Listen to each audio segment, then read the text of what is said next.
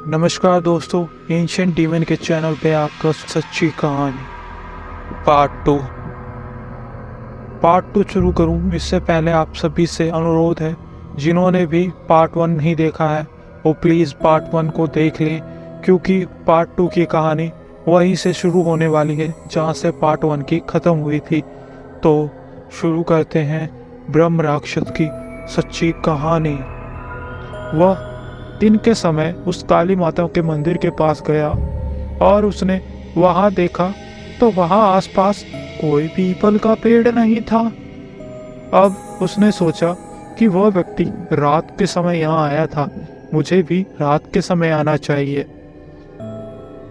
वो उसी रात को 12 बजे के तकरीबन उसी काली माता के मंदिर के पास जाता है और वहां से थोड़ी दूर चलकर वह टहलते टहलते एक बड़े से पीपल के पेड़ के पास आ गया था। वो ये देखकर के आश्चर्यचकित था। अरे, सुबह तो मैं यहाँ आया था, यहाँ तो ऐसा कोई पेड़ नहीं था, अचानक ये पेड़ कैसे आ गया? हाँ, इसके ऊपर तो सुनहरे सेब भी लगे हैं, जैसा कि उस व्यक्ति की डायरी में लिखा था। हो ना हो, उस व्यक्ति ने बिल्कुल सही लिखा था।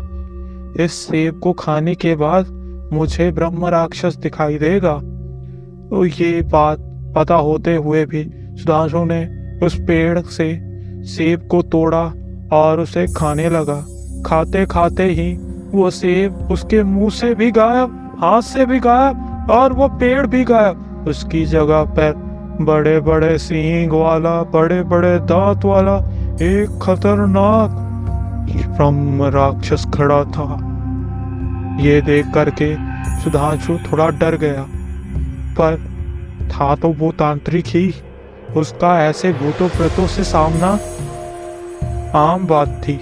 तो वो उतना ज्यादा नहीं डरा जितना ज्यादा कोई आम व्यक्ति डर जाता। समय के साथ उसने खुद को संभाला और ब्रह्म राक्षस की ओर बढ़ने लगा। वह उससे उस व्यक्ति की मृत्यु का बदला लेना चाहता था। वो चाहता था इस ब्रह्म राक्षस को मैं अपने बोतल में बंद करके अपना गुलाम बना लूं, और वो इस मंशा के साथ ब्रह्म राक्षस की ओर बढ़ने लगा। वो ब्रह्म राक्षस जितना वो उसके पास जाता वो उतना उससे दूर हो जाता, वो जितना उसके पास जाता वो उससे उतना दूर हो जाता। ये देखने के बाद सुधांशु की थोड़ी सी आत्मबल में वृद्धि हुई।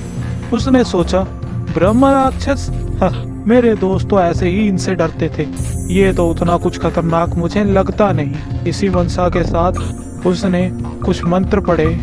वहाँ जहाँ पेड़ था जो गायब हुआ था, वहाँ एक गोल घेरा बनाया और अपनी तांत्रिक विद्याओं की मदद से उसकी जगह को उसने लॉक कर दिया। अब उसने ये सोचा कि उसने उस ब्रह्म राक्षस पर विजय प्राप्त कर लिया।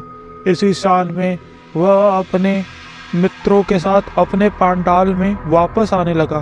वह अपने घर नहीं जाना चाहता था, क्योंकि वो तांत्रिक था और वह अच्छी तरीके से समझता था यदि कुछ इस प्रकार की चीज़ें हमारे साथ जुड़ जाए तो वो हमारे घर भी आ सकती हैं, और घर में ऐसी चीज़ों को लाना बिल्कुल भी अच्छा नहीं होता। तो वो अपने पंडाल में गया, जहाँ पे वो अपने तांत्रिक मित्रों की मदद से यह पता कर सकता था कि उसके पीछे वो ब्रह्म राक्षस अभी भी है या नहीं, और अगर है तो उसे उससे दूर किया जाए। अब वो अपने पंडाल में पहुंचा। वहाँ पे उसके सभी तांत्रिक मित्रों ने उसकी अच्छे से जांच करी और उन्हें लगा कि ब्रह्म राक्षस अब इसके साथ नहीं है। पर जैसे ही उसने अपनी आंखें बंद करी और सोने का कोशिश किया उसी पांडाल के अंदर, तभी उसके सपने में ब्रह्म राक्षस आया और वो डर के उठ गया। थोड़ी देर के बाद सुधांशु का फोन बजता है। सुधांशु ने फोन उठाया। उसकी माता रोते रोते कहती, सुधांशु, तेरे पिताजी, इनको दिल का दौरा पड़ा है, कुछ कर, जल्दी घर आ। सुधांशु को यह समझने में ज्यादा समय नहीं लगा। हो ना हो ये उस ब्रह्म राक्षस का ही किया धरा है। उसने यहाँ से कुछ मंत्र पढ़े और उसने कहा, माता तुम डरो मत, मैं आ रहा हूँ। उसने अपने सभी तांत्रिक दोस्तों को यज्ञ पे लगा दिया कि मेरे पिता के नाम से तुम यज्ञ करो और उस ब्रह्म राक्षस को मेरे पिता से दूर रखो। और वो घर पहुंचा। घर पहुंचते ही उसके पिता अपनी छाती को पकड़ करके लेटे हुए थे। उसने कहा, पिताजी आपको क्या हो गया? उसने कहा, ज्यादा नहीं, पर मेरी छाती के अंदर बहुत ज्यादा दर्द हो रहा है, पर अब मैं अपने आप को पहले से थोड़ा ठीक समझता हूँ। उसने फटाफट से डॉक्टर को बुलाया। डॉक्टर ने जांच करी और डॉक्टर ने कहा, आपके पिताजी को दिल का दौरा पड़ा है, बाहर की चीजें कम खाया कीजिए, अब आपकी उम्र नहीं रही, आपको छोटी से छोटी चीजें बड़ा नुकसान दे सकती है, ये एक अव्वल दर्जे का हार्ट अटैक था, आप बाल बाल बचे हो। ये सुनने के बाद तांशु और उसके माँ बहुत ज्यादा डर गए। उन्हें अपने पिता की बहुत ज्यादा चिंता होने लगी। सुधांशु पिता से जोर डाल करके पूछा, पिताजी क्या आपको ये सच में बाहर की तली गड़ी चीजों की वजह से हुआ है या कोई और कारण है?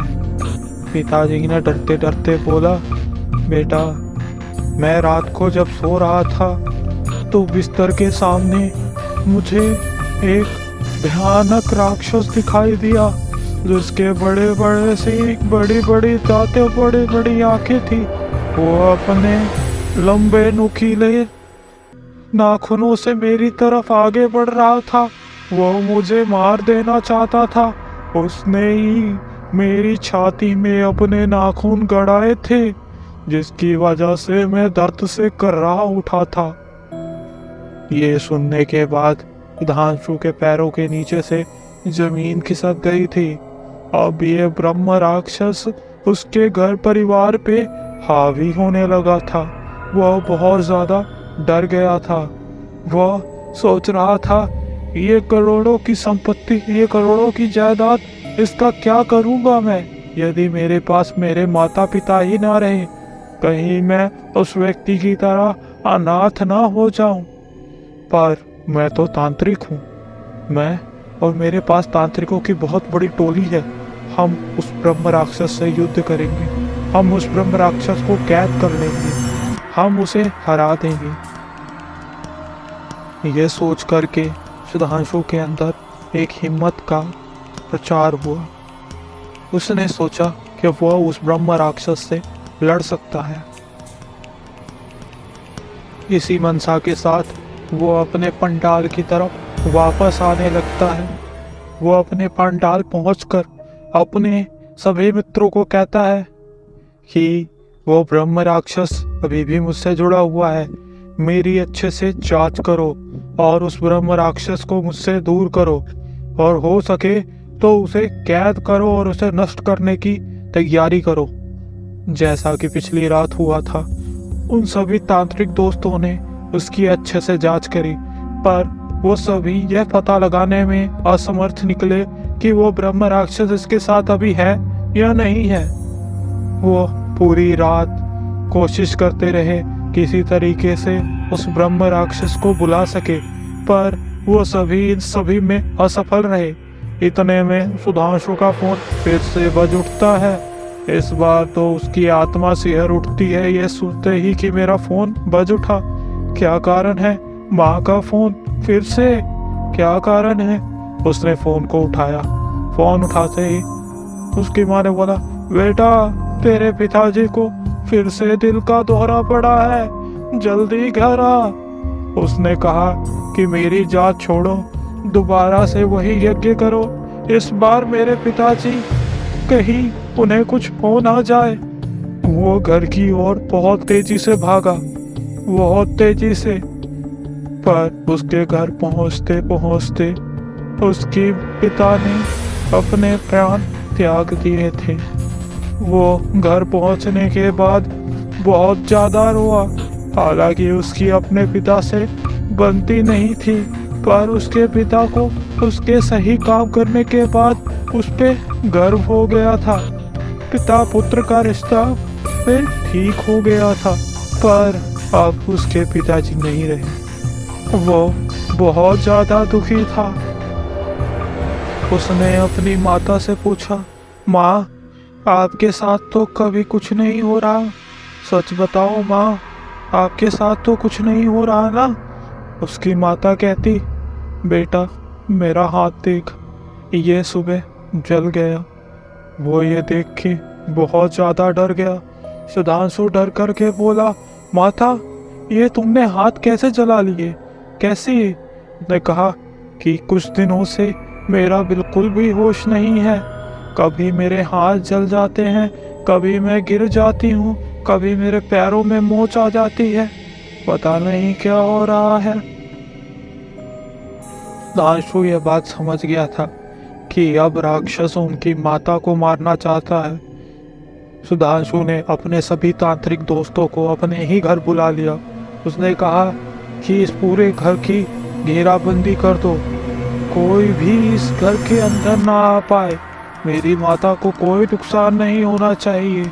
ये सब ही मैंने बहुत पैसे कमाए हैं, मैं हर रोज करोड़ों रुपए जला सकता हूँ, मुझे कोई फर्क नहीं पड़ता, मैंने खूब पैसे कमाए हैं और मेरे और भी कई बिजनेसेस हैं। ये बोल करके वो अपने घर में सभी तांत्रिक को ले आया और उन्होंने घर की घेराबंदी करी। उस रात उसकी माँ के साथ कुछ भी बुरा नहीं हुआ। सवेरे सुधांशु का फोन बजता है। यह फोन उसके बाकी बिजनेस पार्टनर्स के थे। सुधांशु, हमारी फैक्ट्रियों में आग लग गए हैं, कुछ भी नहीं बचा, हम कंगाल हो गए हैं, हमारे पास अब कुछ भी नहीं रहा, सारी की सारी फैक्ट्रियां जल चुकी हैं। यह सुनने के बाद सुधांशु डर गया। पहली बार उसने खुद को लाचार महसूस किया था। वो सब कुछ होने के बाद भी खुद को हारा हुआ महसूस कर रहा था, जैसे वो उस ब्रह्म राक्षस का कुछ कर ही ना पा रहा हो। वो हार गया था, पर माँ तो बच गई ना, कोई बात नहीं, पैसे का क्या है, पैसे तो फिर कमाए जा सकते हैं, माँ थोड़ी ही बाद में आएगी। वह इस बात से अपने मन को संतोष दे रहा था कि उसने अपनी माता के प्राण बचा लिए हैं, पर उसे बाहर तो जाना ही पड़ता अपने फैक्ट्रियों को देखने। क्या हुआ, जैसे ही वह बैठा अपनी कार में और फैक्ट्रियों की ओर निकला, तभी उसका फोन बजता है। उसकी माता गिर गई थी। वो अपने घर वापस गया। माँ, माँ क्या हुआ? उसकी माता गिर गई थी और उनके पीठ में बहुत जोर की चोट आई थी, जिसकी वजह से अब वो कुछ भी बोल या हिल नहीं पा रही थी। उनका शरीर मानो एक जिंदा लाश बन चुका था। यह देख करके सुधांशु वो तो टूट गया था, उसके पास और कोई चारा नहीं था। वो अपनी माता को लेकर के अस्पताल गया। उसने कहा, डॉक्टर साहब, मेरी माता के प्राण बचा लीजिए, कुछ भी करके मेरी माता के प्राण बचा लीजिए। डॉक्टरों ने कहा, हम आपकी माता को बचाने की पूरी कोशिश करेंगे। उतने में पुलिस आ गई, क्योंकि उन्हें लगा कि सुधांशु ने ही अपनी माता को गिराया है और मारने की कोशिश की है। इस पूछताछ में वो सुधांशु को पकड़ना चाहती थी। तभी उसकी माता ने अपनी चुप्पी तोड़ी और बोला, सुधांशु मेरा बहुत अच्छा बेटा है, इसने कभी मेरी अवहेलना नहीं की और हमेशा मेरा ख्याल रखा है, इसे मेरी चोट का जिम्मेवार ना माना जाए। ये बोलते बोलते उसकी माता ने भी अपने प्राण त्याग दिए थे। ये देखने के बाद सुधांशु तो जैसे अब पागल ही हो गया था, रो रो करके बुरा हाल कर लिया था। माता पिता दोनों को खोने के बाद सुधांशु अब पूरी तरीके से पागल हो चुका था। उसे समझ नहीं आ रहा था कि मैं आगे क्या करूं। उसने पर ठान ली कि मैं उस ब्रह्म राक्षस को खत्म किए बिना नहीं मरूंगा। अगर मुझे मौत भी आनी है तो मैं उस ब्रह्म राक्षस को मार के ही मरूंगा। ये उसने प्रण लिया और उसने अपने सभी साथियों को इकट्ठा किया, उन सभी को बुलाया और कहा, दोस्तों, मेरे माता पिता नहीं रहे, मेरा अब कोई बिजनेस भी नहीं रहा। जो भी मुझे अपना सच्चा मित्र मानता हो वो मेरे साथ आज रात काली माता के उसी मंदिर के पीछे चले जहाँ से ये ब्रह्म राक्षस आया है। आज हम सभी जा करके उसे उसी के घर के अंदर मार के आएंगे, उसे नष्ट कर देंगे। यह सुन करके सुधांशु के सभी तांत्रिक दोस्तों ने हामी भरी। उनका दिन बहुत अच्छा था और सुधांशु की स्थिति देख करके वह भी बहुत ज्यादा दुखी थे और वो भी सुधांशु के इस हार का बदला चाहते थे। इसलिए उन सभी ने तय किया, आज रात 12 बजे हम सभी काली माता के मंदिर के पीछे चलेंगे। हम भी तो देखें कैसा है वो पीपल का पेड़ जिसपे सेब उगते हैं। यह निश्चय करने के बाद उन सभी ने तैयारी करी। सभी जगह से तंत्र मंत्र के जो सामान इकट्ठे हो सकते थे वो सभी इकट्ठे किए और वो रात होते ही निकल पड़े काली माता के उस मंदिर के पास। वहाँ पास ही एक तालाब था। उन सभी ने उसमें अपने हाथ पैर धोए, स्नान किया और यज्ञ पे बैठ गए। जहाँ वो पेड़ फिर से सामने खड़ा था, उस पे एक बड़ा सा राक्षस बैठा हुआ था। इससे पहले कभी भी वो राक्षस पेड़ पे बैठा दिखाई नहीं दिया था, पर इस बार न जाने कैसे वो राक्षस पहले से ही जैसे मानो उनका इंतजार ही कर रहा हो। उन सभी ने उस पेड़ को घेरा और उसके आसपास मंत्र उच्चारण करने लगे, यज्ञ करने लगे ताकि उस पेड़ को इस सृष्टि से मिटाया जा सके, उस ब्रह्म राक्षस को इस सृष्टि से मिटाया जा सके। उन सभी के यज्ञ और मंत्रों को सुन करके ब्रह्म राक्षस जोर जोर से हंसने लगा, मानो किसी भी मंत्र, किसी भी यज्ञ का उस पे कोई प्रभाव ही ना पड़ रहा हो। उस ब्रह्म राक्षस को हंसता देख सुधांशु को ऐसा लगा जैसे वो ये लड़ाई भी हार जाएगा, पर वो ये लड़ाई किसी भी कीमत पे हारना नहीं चाहता था। उसने यज्ञ में से एक लकड़ी उठाई और उस पीपल के पेड़ को आग लगाने की मनसा से जलती हुई लकड़ी उस पेड़ में लगा दी। जलती हुई लकड़ी पेड़ पे लगते ही पेड़ धू धू करके जलने लगा। ब्रह्म राक्षस पेड़ से नीचे उतर गया। उसे नीचे उतरता देख सुधांशु के जान में जान आई। उसने मुस्कुराते हुए सोचा, आखिरकार मैं जीता। ब्रह्म राक्षस नीचे उतरते ही जोर जोर से हंसने लगा। पेड़ में लगी हुई आग अचानक से गायब हो गई और उसके सभी मित्र तांत्रिक जलने लगे। पहली बार उसने अपनी आंखों के सामने अपने किसी को जलते हुए देखा था। उसके सभी मित्र तांत्रिक दौड़ के उस तालाब पे कूद गए ताकि वो अपने आप को जलने से बचा सके, पर वो आग ऐसी आग थी जो कि पानी में भी जल रही थी। उसके सभी मित्र तांत्रिक तालाब में जल के मारे गए। यह देख करके सुधांशु एक बार फिर से फूट फूट के रोने लगा। ऐसा लगता है सुधांशु अब तो पागल ही हो गया है। उसने उसी तालाब में छलांग लगा दी। अब वो आत्महत्या करना चाहता था। वो उस तालाब में कूद गया। ब्रह्म राक्षस इस सभी घटनाओं को देख करके जोर जोर से हंसी जा रहा था और 12 बजने के बाद सुबह होते ही वो पीपल का पेड़ मानो गायब हो गया। अगली सुबह सुधांशु की आंख एक अस्पताल में खुली।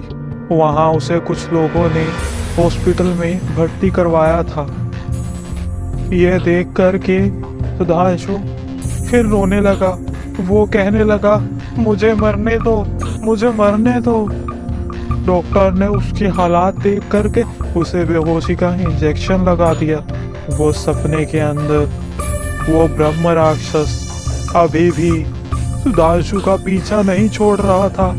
उसने हंसते हुए कहा, भाग लो, अपनी मौत से जितना भागना चाहते हो भाग लो, पर मैं तुम्हें मरने नहीं दूंगा, ना ही तुम्हें जीने दूंगा। यह देख करके सुधांशु ने उससे पूछा कि आखिर तुम ऐसा कर क्यों रहे हो? मैंने तुम्हारा क्या बिगाड़ा था? यह सुनकर ब्रह्म राक्षस बोला, जिस काली माता के मंदिर के पास तुमने मुझे देखा और उस व्यक्ति ने मुझे पहले देखा, तुम्हें पता भी है उस व्यक्ति के पीछे मैं क्यों पड़ा था? यह सुनने के बाद सुधांशु को इसका जवाब नहीं पता था, क्योंकि उसने इस बात को उसकी डायरी में लिखा ही नहीं था। सुधांशु के पास और कोई चारा नहीं था बजाय कि ये पूछने का क्या है आखिरी कारण, क्यों इतनी लोगों ने अपनी जान दी। ब्रह्म राक्षस बोला, उस महाकाली के मंदिर के अंदर एक पुजारी हुआ करता था। उस व्यक्ति ने उस पुजारी की बेटी को अपने प्यार की जाल में फंसाया और अंत में उसे उसी काली माता के पास के तालाब के अंदर डुबो के मार दिया।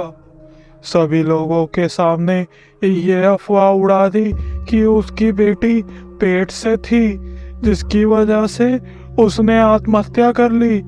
ये देखने के बाद समाज ने उस पंडित को उस मंदिर से निकाल दिया।